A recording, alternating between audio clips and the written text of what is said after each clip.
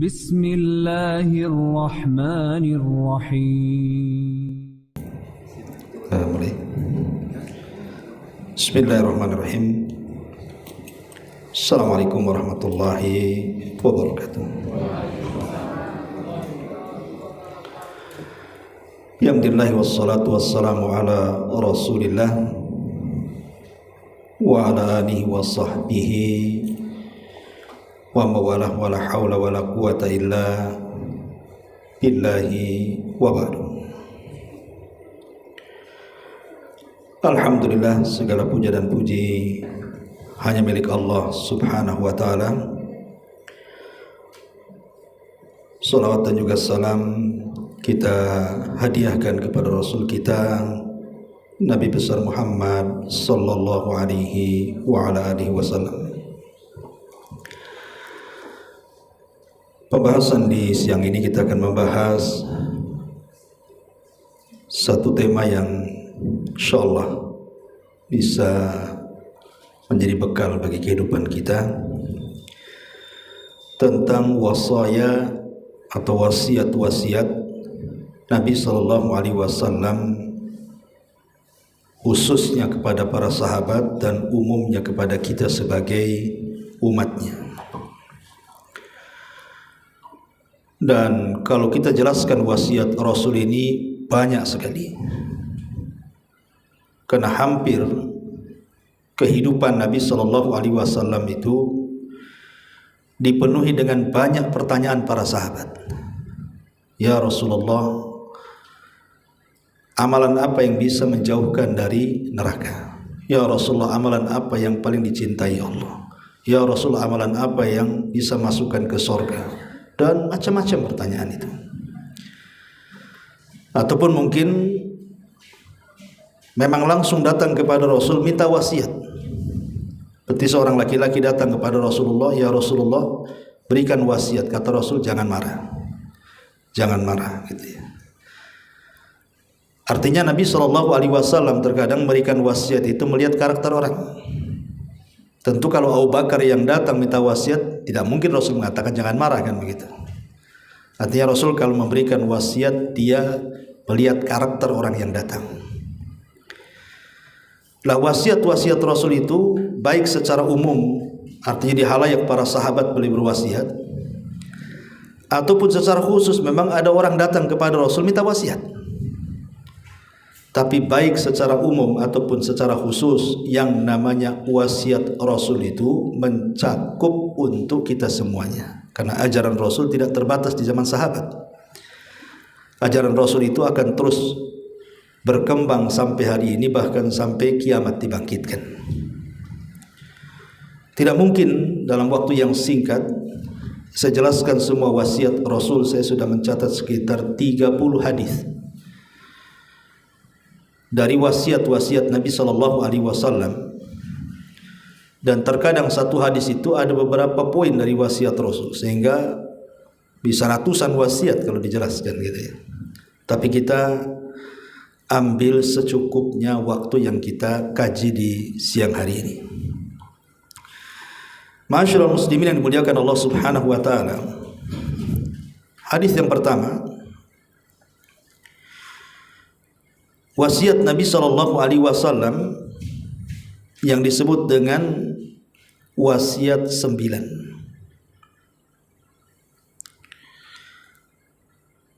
Nabi sallallahu alaihi wasallam mengatakan, "Awsani Rabbi bi tis'i wa ana usikum biha."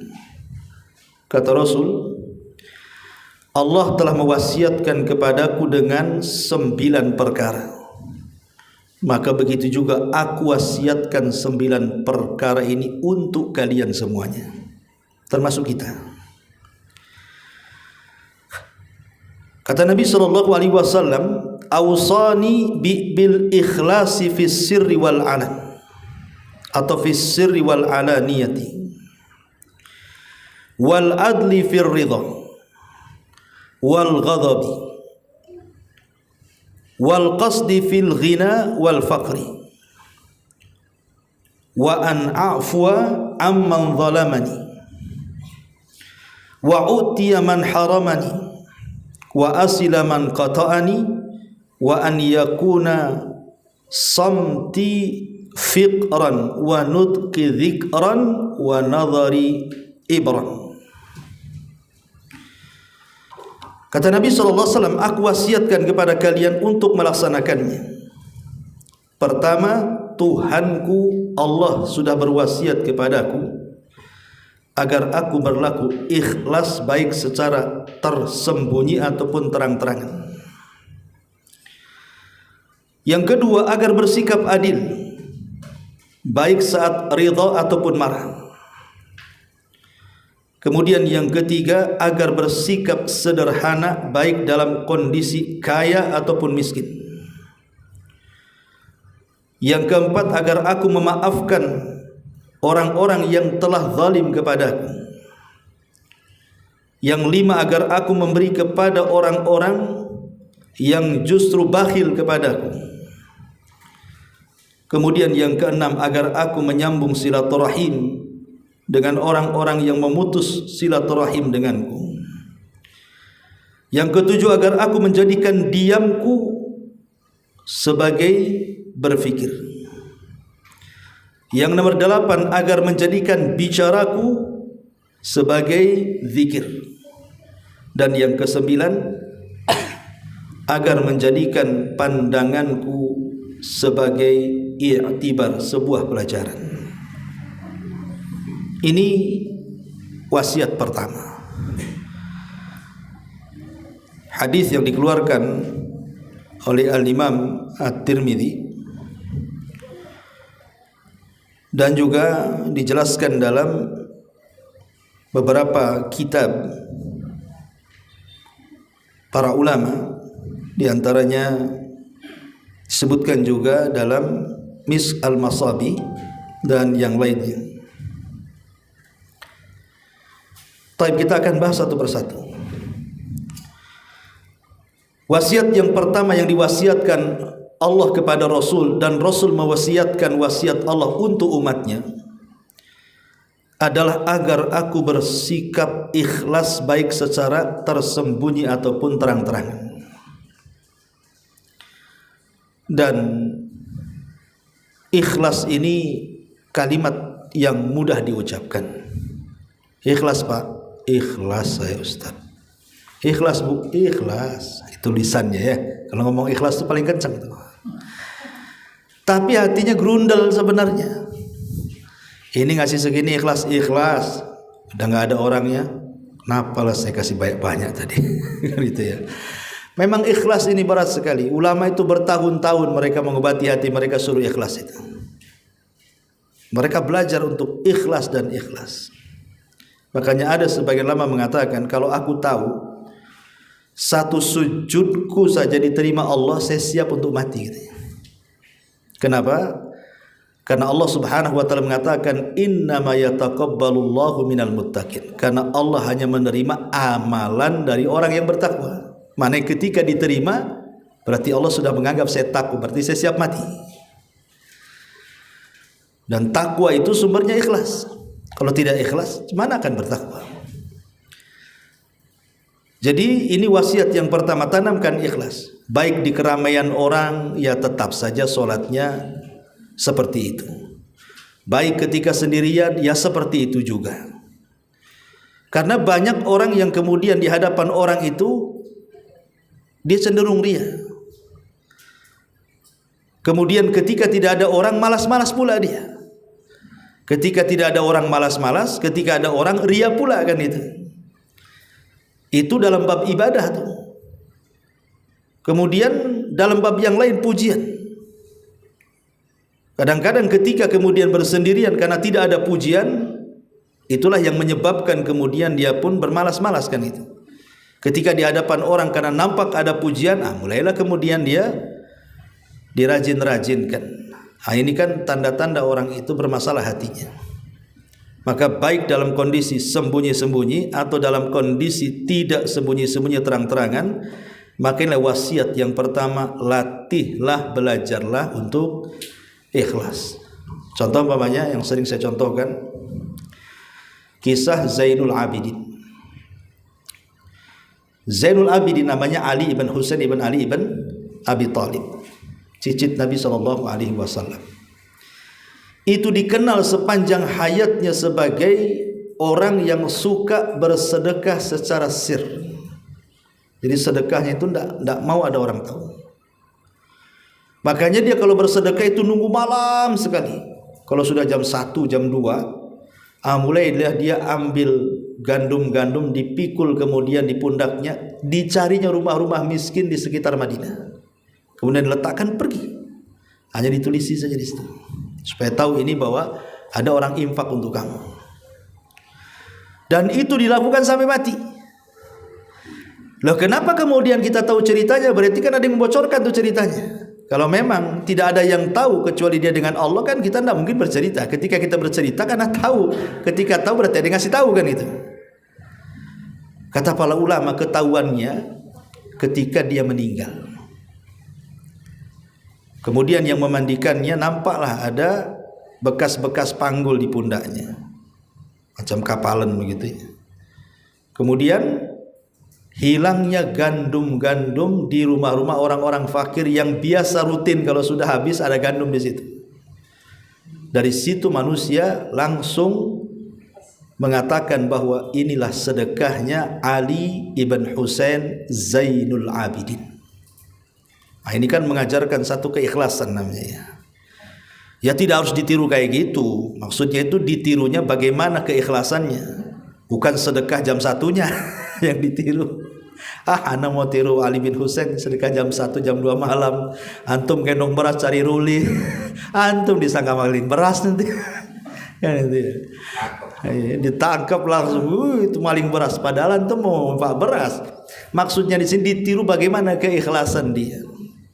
Ya amalan tidak harus sama, tapi keikhlasan itu yang ditiru. Bagaimana dia tidak ingin ada orang tahu, cukuplah dia dengan Allah saja. Itulah ikhlas. Ya. Karena ikhlas itu kan identik bersendirian sebenarnya. Karena asal ibadah sendiri memang tidak boleh tahu kecuali dengan Allah saja kan, kecuali dalam ibadah-ibadah yang memang merupakan syiar. Mau tidak mau orang harus tahu. Seperti kurban. Ya mau tidak mau harus tahulah. Antum yang punya kurban disembelihkan itu syiar. Sholat jamaah ya mau tidak mau antum harus jalan ke masjid. Ya. Tetapi kalau bukan syiar yang orang harus tahu, asal ibadah itu ya sembunyi-sembunyi. Itulah keikhlasan dalam beribadah, baik waktu tersembunyi ataupun terang-terangan. Dan kalau kita cerita ikhlas ya panjang lebar. Kemudian yang kedua, agar bersikap adil, baik saat ridha ataupun marah. Karena banyak orang yang tidak berlaku adil itu ketika di saat marah, ketika muncul kebencian kepada orang, sehingga dia tidak bisa adil. Makanya Allah mengatakan, wala yajrimannakum syana'anu qaumin ala alla ta'dilu i'dilu huwa aqrabu littaqwa. Janganlah karena kebencian engkau kepada sebuah kaum kau tidak berlaku adil. Tapi berbuatlah adil, itu lebih mendekatkan kalian kepada ketakwaan. Kadang kalau kita baik sama orang tidak ada masalah ya, kita ya bersikap adil. Tapi ketika kita kemudian tidak suka dengan orang, padahal sebenarnya masalahnya tidak terlalu berat, terkadang kita sikapi dengan berlebihan. Lah, tidak boleh. Di antara wasiat yang kedua, bersikaplah adil, baik ketika saat kita senang ataupun saat kita marah. Contoh umpamanya yang mudah. Ibu ini sudah bertetangga dengan tetangga itu sudah 10 tahun, mungkin sebagiannya 15 tahun atau 20 tahun. Tetangga ini baik sama ibu. Ya sudah dianggap saudara kadang-kadang. Sekali mungkin tetangga ini buat kesalahan, entah mendolimi ibu, membuli, memfitnah gitu kan. Oh langsung ibu naik pitam tuh. Wah itu tetangga paling jahat katanya. Padahal 15 tahun berbuat baik tuh. Satu kesalahan langsung dicap itu tetangga jahat kali itu katanya. Nggak boleh kita ini langsung menjustis seperti itu sebelum menimbang mana baiknya, mana buruknya. Lebih kemudian menghitung banyak yang baiknya atau yang buruknya. Kalau banyak yang baik kasih udur sajalah. Mungkin dia lagi emosi, mungkin dia terfitnah, mungkin dia lagi ada masalah kan gitu. Makanya Rasul mengatakan la yafruqu mu'minun mu'minatan Tidak boleh seorang mukmin laki-laki mencela mukmin yang lainnya atau pasangannya. In kariha khuluqan radiyal akhar. Kalau dia benci kepada satu akhlak, coba redokan kepada akhlak yang lainnya. Dengan cara apa? Menimbang baik buruknya. Nah, itulah berbuat adil di situ. Ini yang kedua. Yang ketiga, agar bersikap sederhana baik dalam keadaan kaya ataupun miskin. Karena umumnya kekayaan itu bisa merubah watak manusia. Yang tadinya baik bisa jadi jahat. Dari sini Allah Subhanahu wa taala mengatakan, kalla innal insana la yatgha an ra'ahu istaghna. Sekali-kali manusia itu janganlah melampaui batas kalau Allah bukakan kekayaan kepadanya. Karena kekayaan ini disebut oleh para ulama sebagai sirru tughyan, rahasia bejatnya orang. Salah satu rahasia kenapa orang bisa jadi bejat, bisa jadi jahat itu gara-gara kekayaan. Yang awalnya dia terpikir waktu masih miskin, nanti kalau sudah kaya, saya sudah merencanakan saya akan sumbang tuh pondok sana, saya akan sumbang tuh masjid sini, saya akan sumbang tuh panti asuhan sana sini, macam-macam. Itu sebelum kaya. Seolah-olah kalau dia kaya, dia akan menguasai harta. Allah betul-betul bentangkan kekayaan dia. Yang tadinya dia berencana mengatur harta, harta pula yang mengatur dia. Dibalik sekarang, udah kaya, hartanya yang ngatur dia. Kau udah kaya, bantulah kawan sebelah tuh. Aduh, mana ya? Mulai itu, udah mikir itu kan. Ya, padahal waktu miskin itu udah agenda sedekah itu udah kemana-mana, sudah kaya hilang semua agendanya. Kenapa? Karena kekayaan yang menguasai hatinya, takut pula dengan kehilangan hartanya. Lah akhirnya kemudian karena kekayaan itu kalau sudah menguasai, disitulah sirru tughyannya itu, rahasia bejat itu di situ.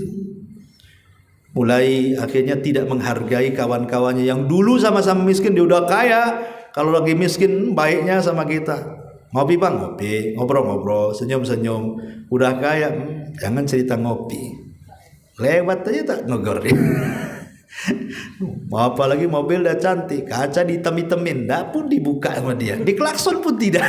Subhanallah kan. Itulah kadang-kadang kan hilang semuanya. Ya kalau dikatakan wajar lah Ustadz, dia udah kaya kan gitu ya. Memang kayak gitulah biasa orang kaya tuh. Yang lebih parah lagi orang miskin sombong. Udah miskin sombong ya. Ini memang kurang ajar. Udah miskin loh, bisa parlente dia, bisa mentang-mentang pula.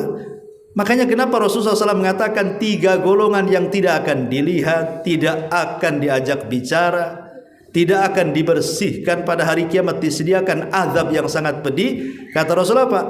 Ailun mustakbar, sudah miskin parlente pula. Udah miskin kurang ajar, sosok sombong. Ya. Miskin dia, bawa mobil, rupanya charter. Diakuin mobil dia. Gitu ya kan. Jadi hanya untuk sombong-sombongan aja, selfie. Apalagi sekarang kan kalau sombong-sombongan paling mudah tuh. Ambil mobil di parkiran yang paling mahal kan itu. Tolong fotokan bang.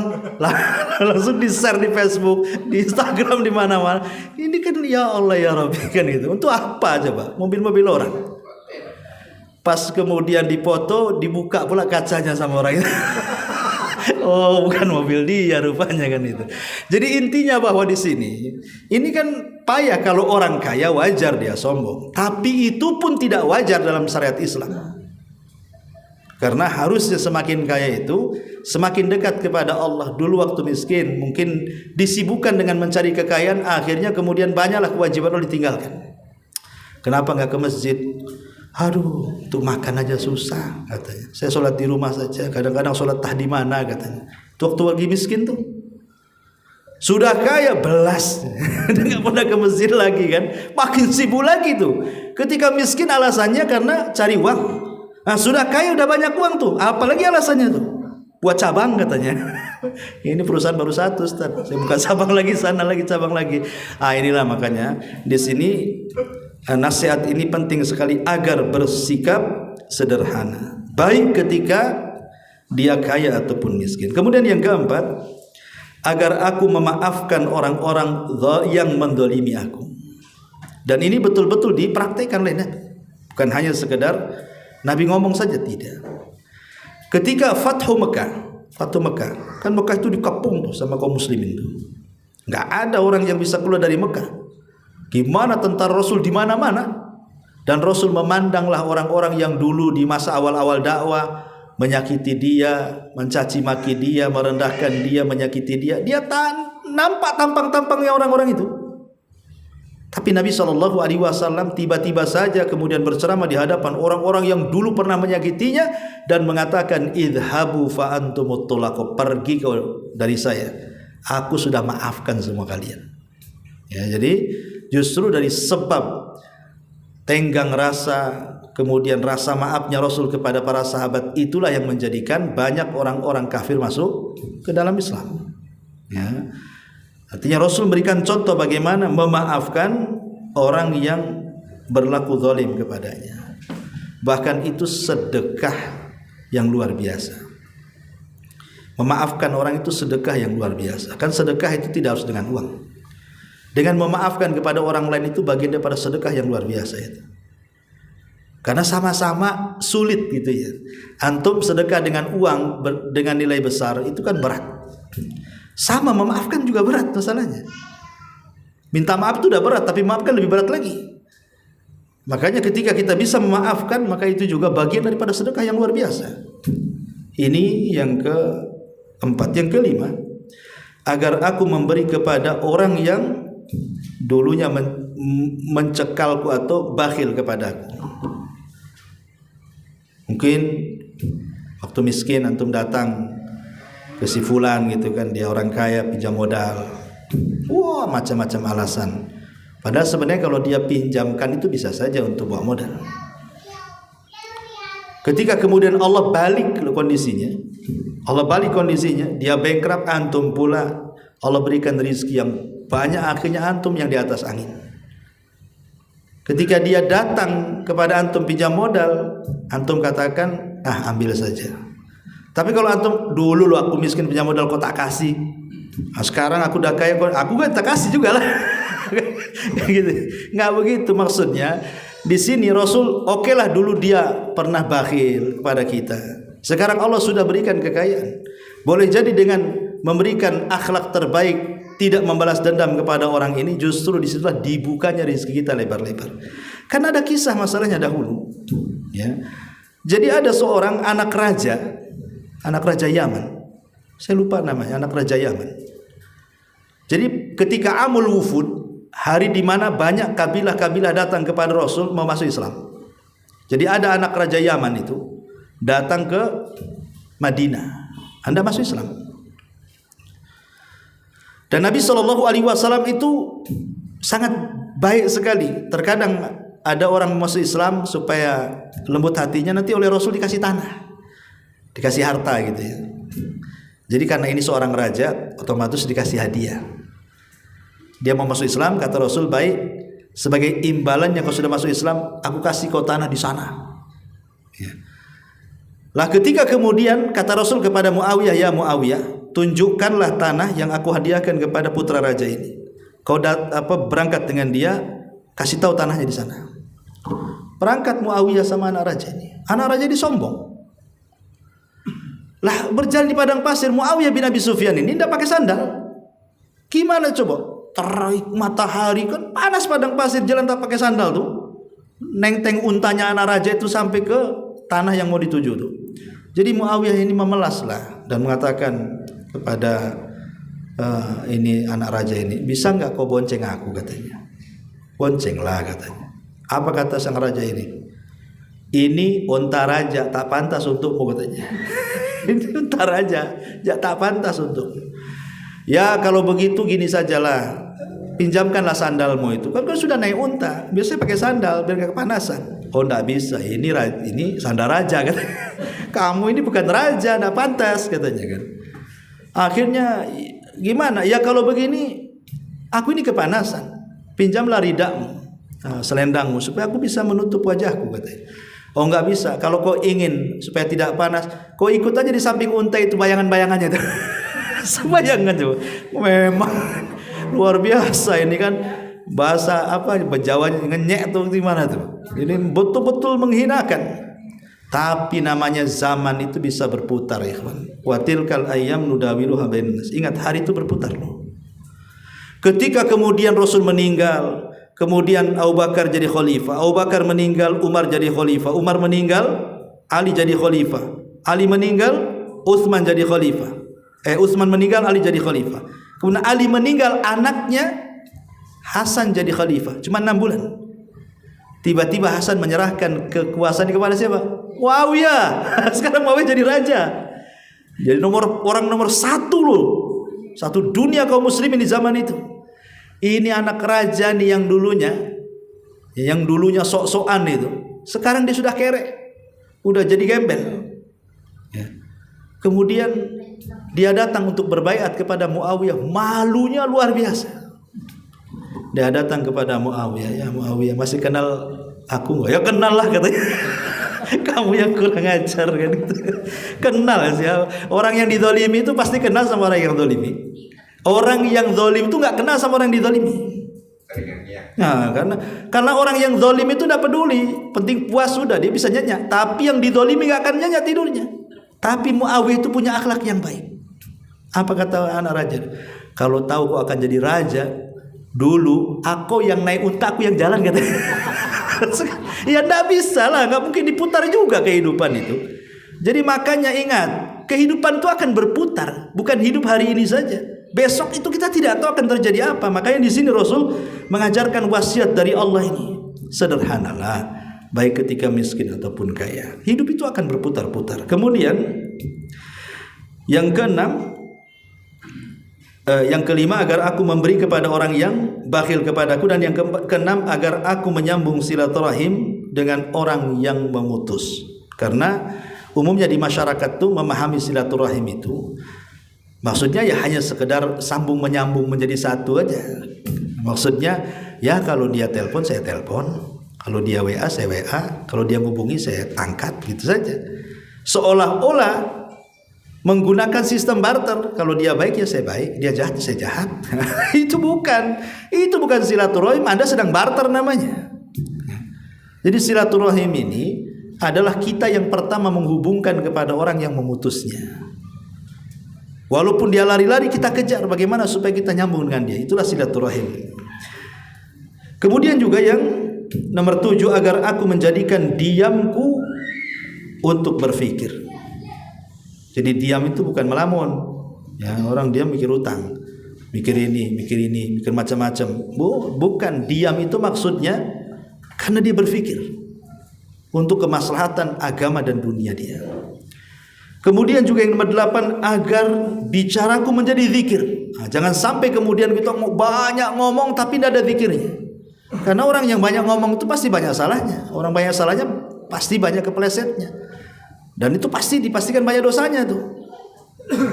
Tetapi kalau seandainya walaupun dia cerewet tetapi isinya zikir kepada Allah Azza wa Jalla, itulah pembicaraan yang Rasul katakan sabaqal mufarridun. Sungguh telah mendahului kita masuk surga mufarrid. Siapa mufarrid itu?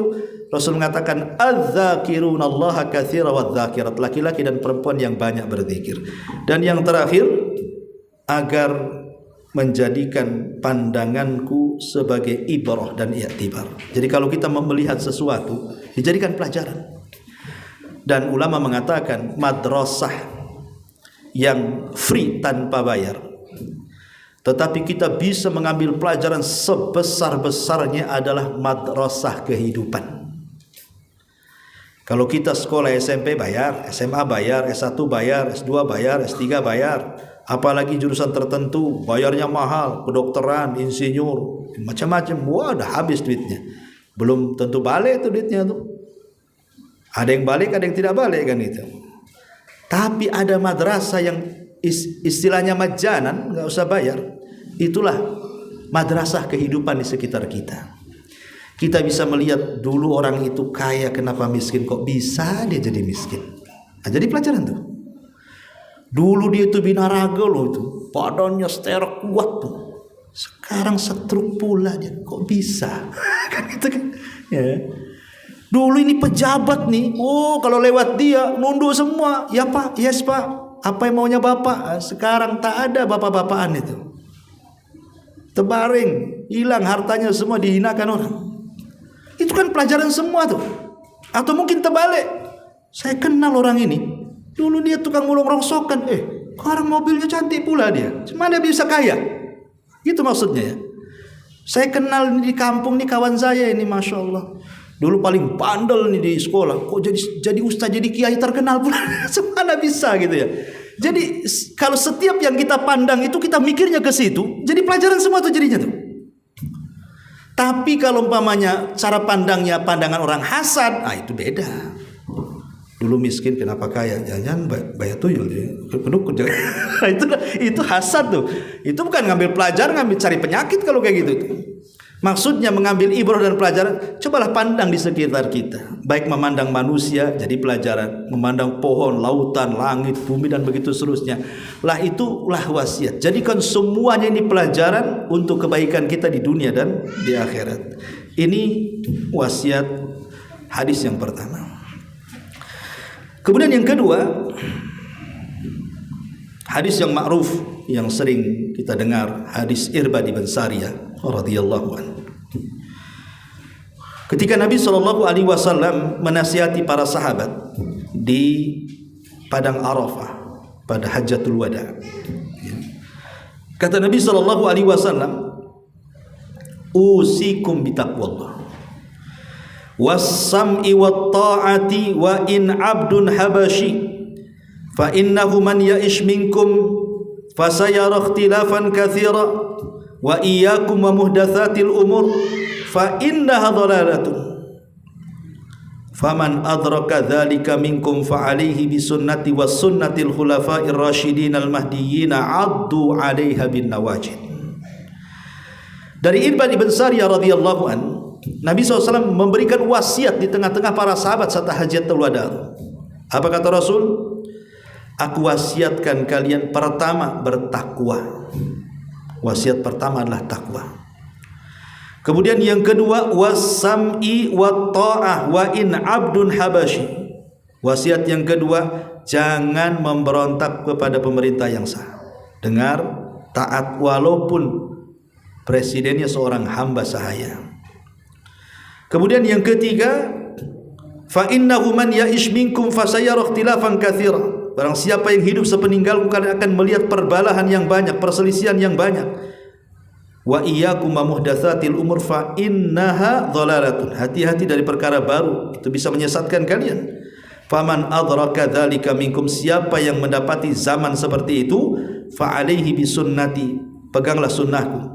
Wa sunnatil khulafa'ir rasyidin al mahdiyyin 'addu 'alaiha bin nawajid, dan peganglah sunnah para khulafa'ur rasyidin yang mendapatkan petunjuk, gigitlah dengan geraham kalian. Dan wasiat yang ketiga, agar kita kembali kepada Al-Quran dan Sunnah saat hidup di tengah-tengah gelombang fitnah. Berarti di sini ada 3 wasiat. Pertama, wasiat takwa. Yang kedua, wasiat jangan memberontak kepada pemerintah. Yang ketiga, wasiat agar berpegang teguh dengan sunnah, dengan Islam. Ya. Yang pertama, takwa. Tentu wasiat takwa ini wasiat yang luar biasa. Umar bin Khattab radhiyallahu anhu satu hari berjalan dengan pembantunya namanya Aslam. Dia jalan-jalan. Di tengah jalan ketemu nenek-nenek yang sudah sepuh sekali. Tiba-tiba nenek ini berteriak dan mengatakan, "Ya Umair," katanya. "Ya Umair," katanya. Bukan Umar. Dia khalifah loh. Orang gak berani ngomong ya Umar aja nggak berani, apalagi ya Umar gitu.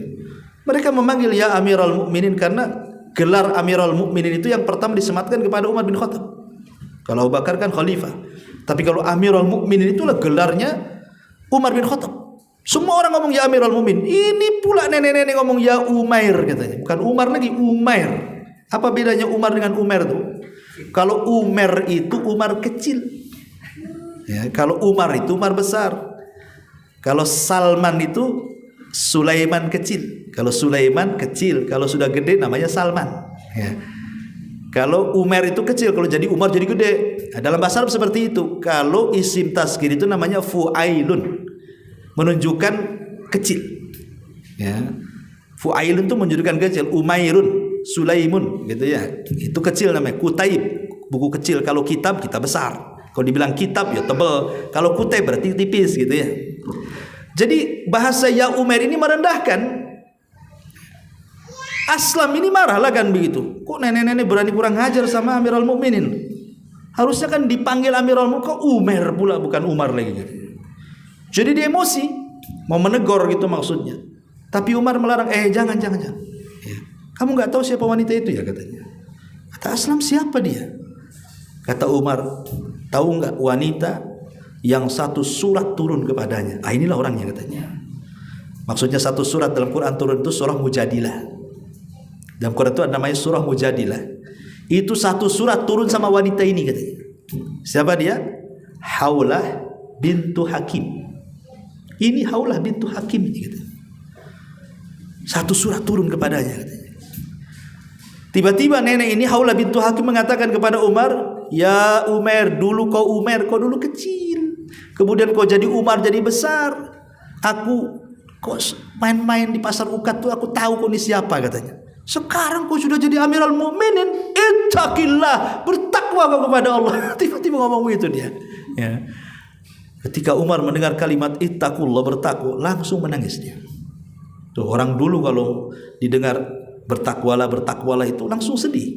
Karena kita belum sanggup untuk bertakwa yang sesungguhnya. Tapi kadang-kadang kita ini bapak-bapak ya, tiap Jumat Bu dibilang ittaqullah itu di masjid. Tidak ada nangis-nangisnya. Karena itu rukun Jumat loh. Rukun Jumat tuh khotib selalu ittaqullah itu kan. Keluar dari masjid, yang dusta ya tetap dusta, yang riba tetap riba, yang maling tetap maling, yang nggak sholat yang nggak ada. Kalimat takwa itu berpengaruh gitu loh.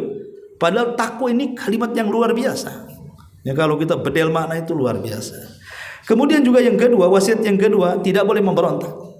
Tidak boleh memberontak, baik dengan ucapan, dengan tulisan ataupun dengan perbuatan. Kita tidak boleh memberontak kepada pemimpin yang sah.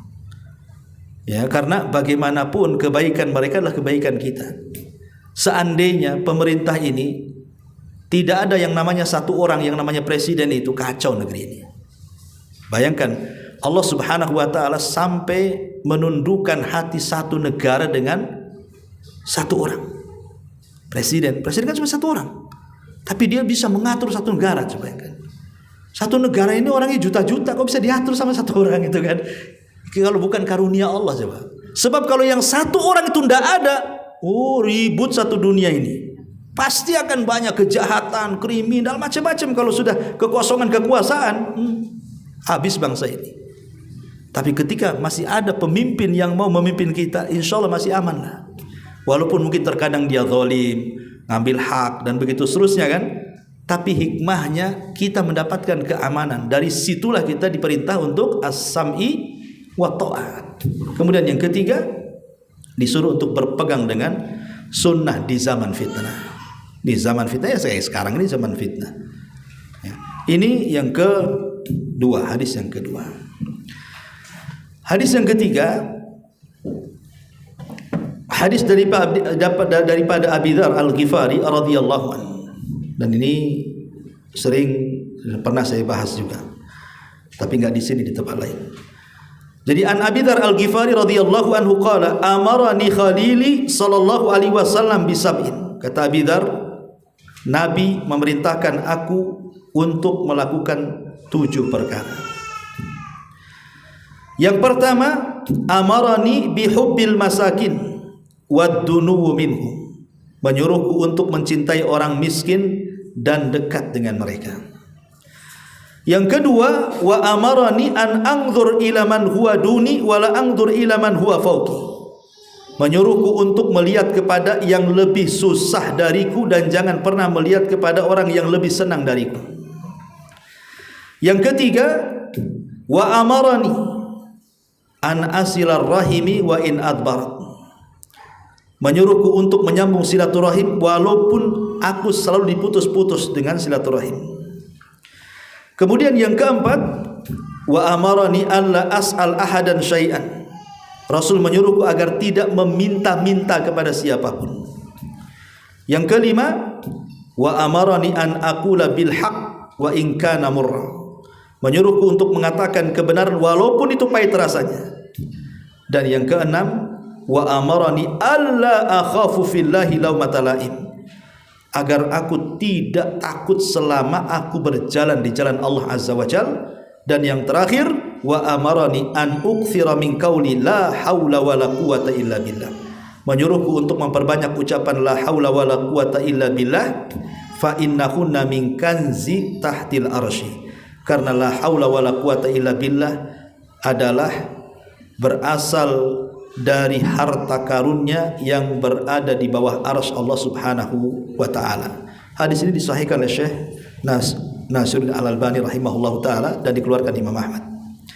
Di sini ada 7 wasiat. Pertama, mencintai orang miskin. Mencintai orang miskin. Dulu di zaman Rasul ada namanya Ashabu Sufa. Ashabu Sufa. Ashabu Sufa itu orang yang tinggal di Masjid Nabawi. Ya kebanyakan mereka orang susah, kadang makan kadang enggak. Kadang-kadang 3 hari tak makan. Kayak Abu Hurairah pernah 3 hari tak makan, itu minum aja, gemeter, akhirnya mau pingsan. Kita aja jangan 3 hari tak makan, 1 siang tak makan aja gemeter, belum 1 sore itu. Kalau 1 hari kan bisa pingsan tuh.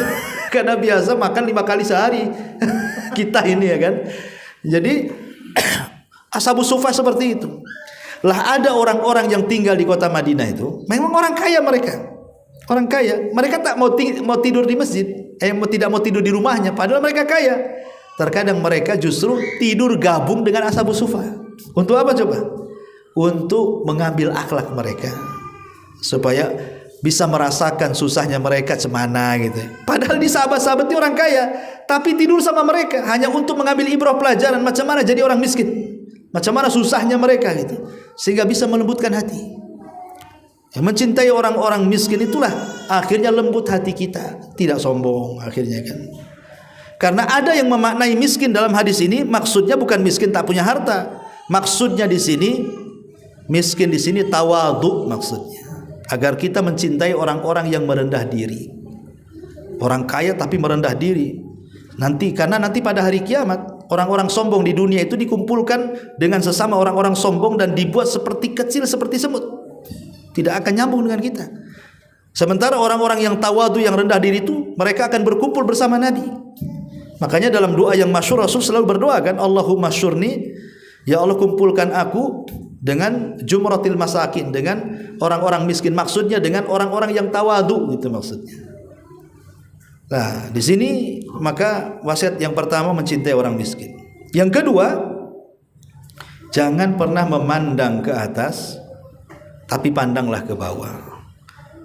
Jangan dibawa kepada zahir dan hakikat hadis ini. Saya mau ngamalkan lah, saya mandang ke bawah terus, nggak mau mandang ke atas, nabrak tiang lah kalau jalan. Bukan itu maksudnya. Jangan memandang ke atas, pandanglah ke bawah, ini kinayah. Kalau urusan dunia, kaidah ini berlaku. Jangan pandang ke atas, pandang ke bawah. Itu kalau urusan dunia. Tapi kalau urusan agama dibalik. Jangan pandang ke bawah, pandang ke atas. Ya, saya contohkan dua-duanya. Kalau orang dalam urusan dunia memandang ke bawah, tidak memandang ke atas, dia akan lebih bersyukur. Umpamanya kita punya rumah, tapi tak bagus, nggak masalah. Kenapa? Tetangga masih ngontrak, masih bersyukur kita. Yang ngontrak pula masih bersyukur. Kenapa? Tetangga tuh hidup di gorong-gorong katanya.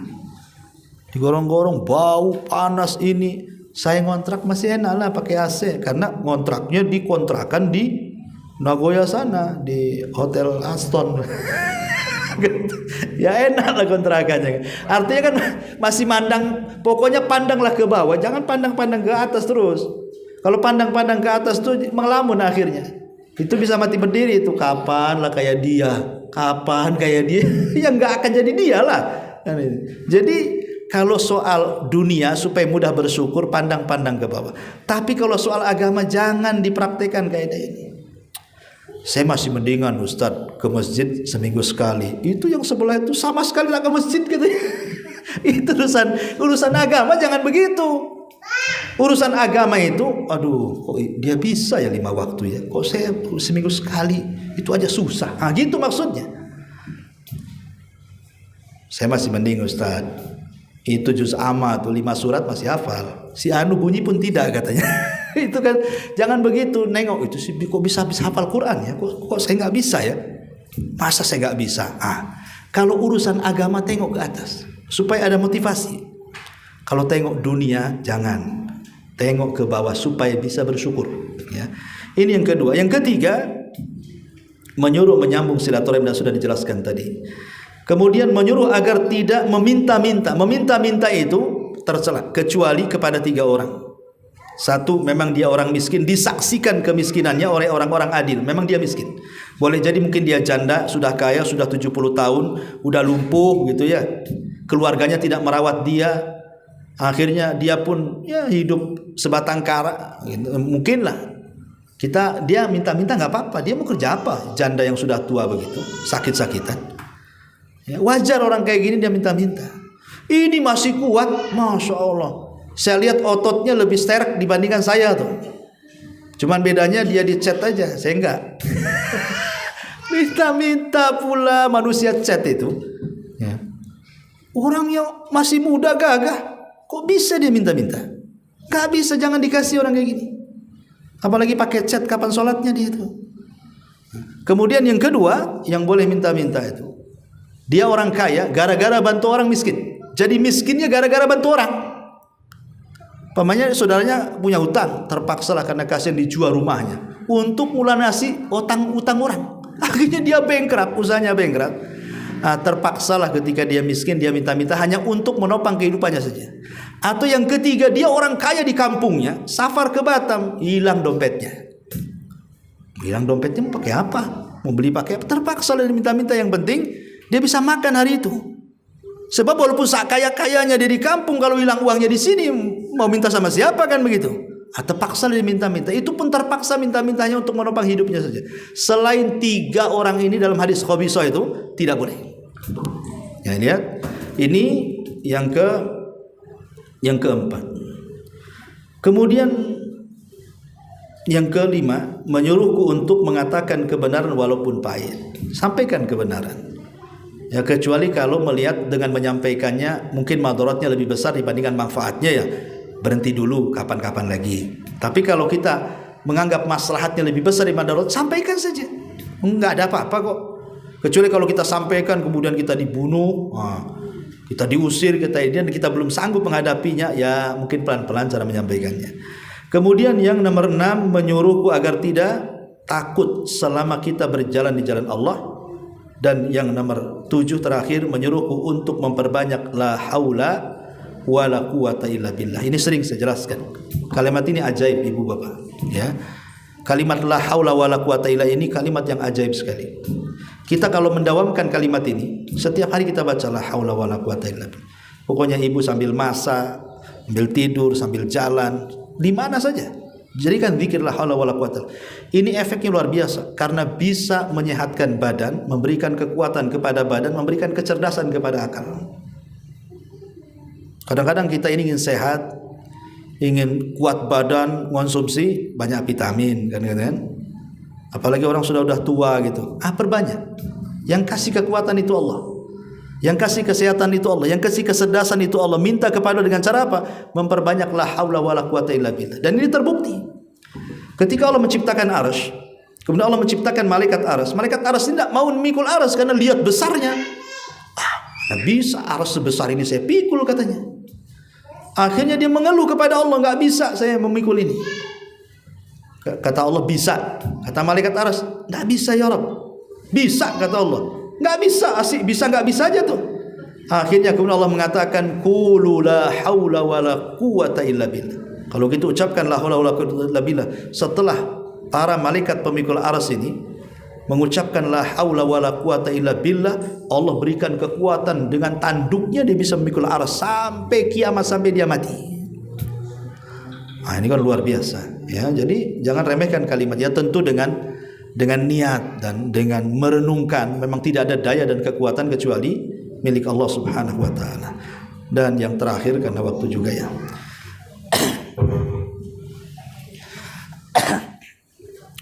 Yang terakhir adalah hadis dari Abi Hurairah radhiyallahu anhu. Hadis ini dikeluarkan Imam Tirmidzi. An Abi Hurairah radhiyallahu an qala Rasul sallallahu alaihi wasallam man ya'khudh anni hadhil kalimat faya'mal bihinna aw yu'alliman ya'mal bihinna. Faqala Abu Hurairah qultu ana ya Rasulullah fa akhadha bi yadi fa adda khamsan faqala ittaqillah takun a'badan nas warda bima qasamallahu laka takun agnan nas wa asin ila jarika takun mu'minan wa ahibbi lin nasi ma tuhibbu li nafsik takun musliman wala tukthir adh-dhahika fa inna kathratadh-dhahika tumitul qulub.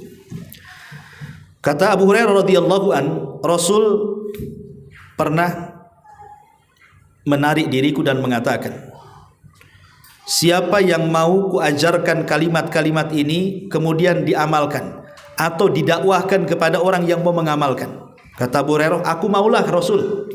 Maka Rasul SAW menarik Abu Hurairah dan mengatakan, kalau begitu dengarkan 5 perkara. Dengarkan 5 perkara. Yang pertama, ittaqil maharim takun a'badan nas. Hindari apa saja yang diharamkan, engkau akan menjadi manusia yang paling beribadah.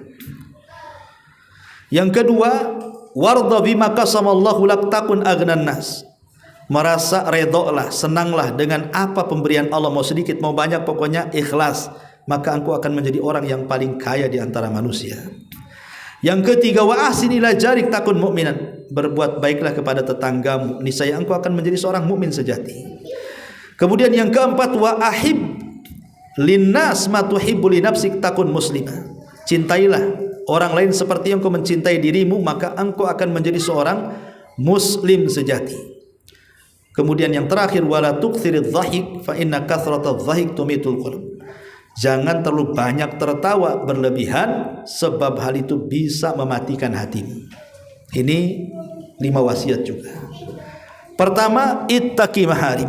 Tinggalkan yang diharamkan. Karena salah satu penghalang ibadah itu apa? Maksiat.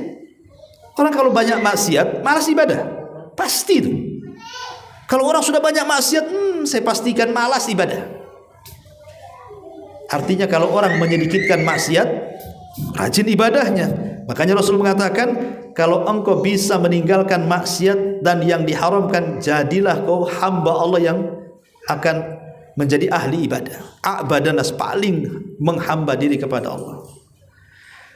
Kemudian yang kedua, ridholah dengan pemberian Allah, sedikit atau banyak.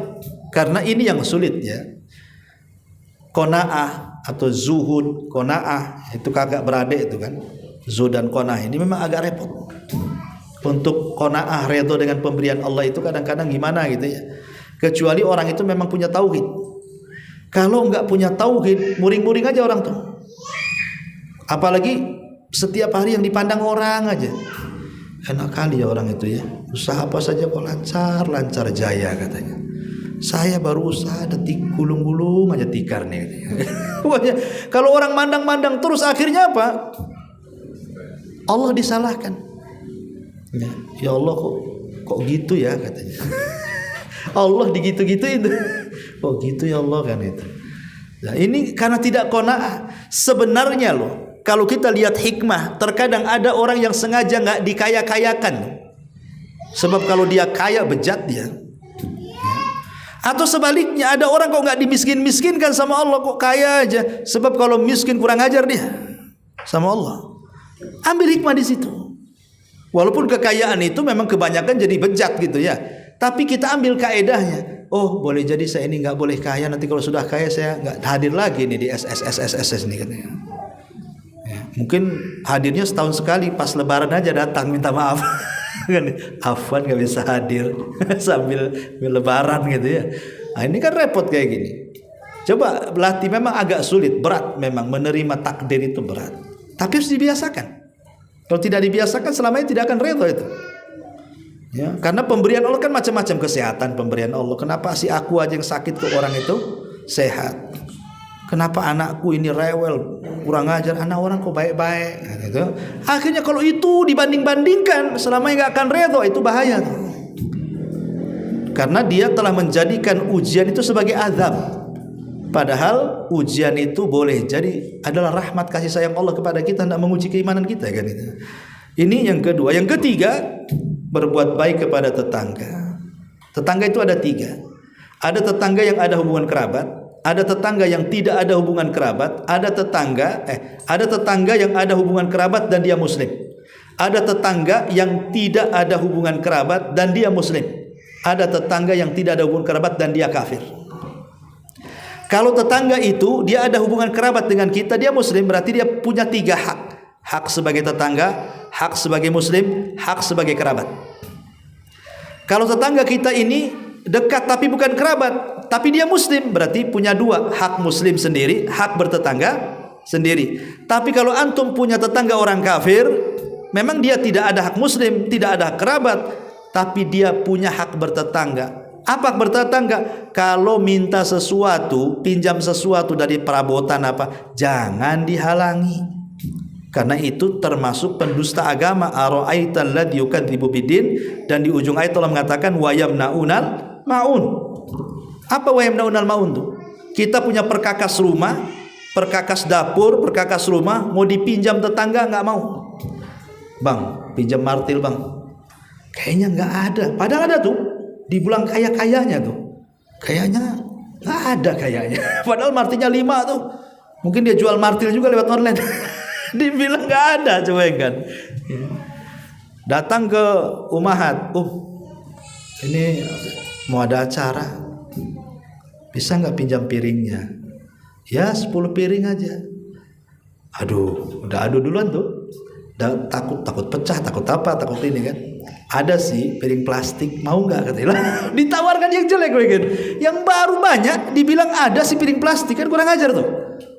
Kasih saja. Insya Allah sedekah itu kan, kalaupun seandainya nanti rusak, Allah ganti. Allah tidak tahu bagaimana cara gantinya.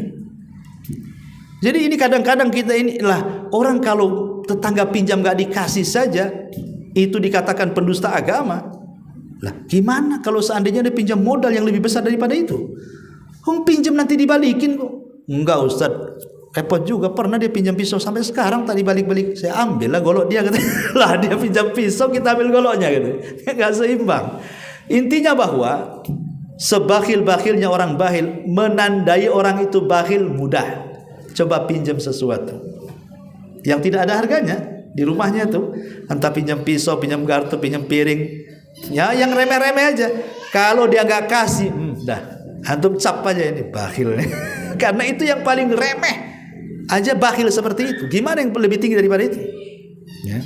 Kemudian yang ketiga, yang keempat, cintailah orang-orang seperti engkau mencintai dirimu. Ini kinayah daripada hadis Rasul, la yu'minu ahadukum hatta yuhibbu li akhihi ma yuhibbu li nafsi. Kata Rasul, cintailah saudaramu seperti mencintai dirimu sendiri. Dan yang terakhir, janganlah terlalu banyak tertawa berlebihan, ya, sebab hal itu akan mematikan hati.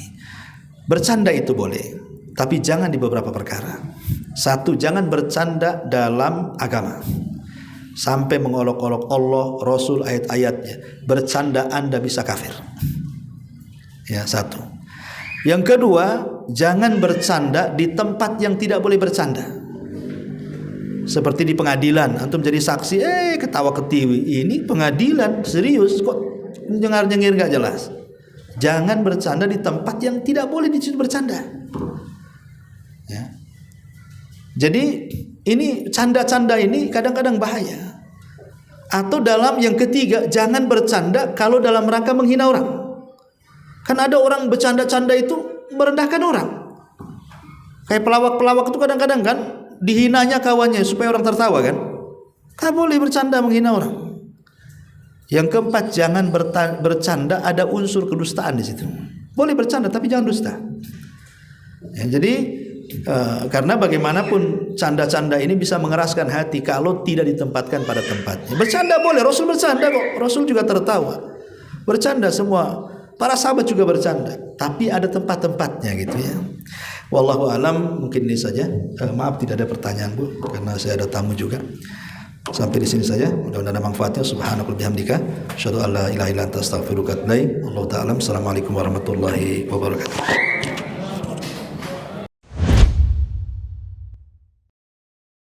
Intinya bahwa tolong beradab, berakhlak kepada Allah. Membahas tafsir dari surah Al-Imran lahirlah Imam Muslim, Abi Dawud, Tirmidzi, Ibnu Hibban. Jadi ketika Yunus alaihi salatu wassalam terkena undian itu,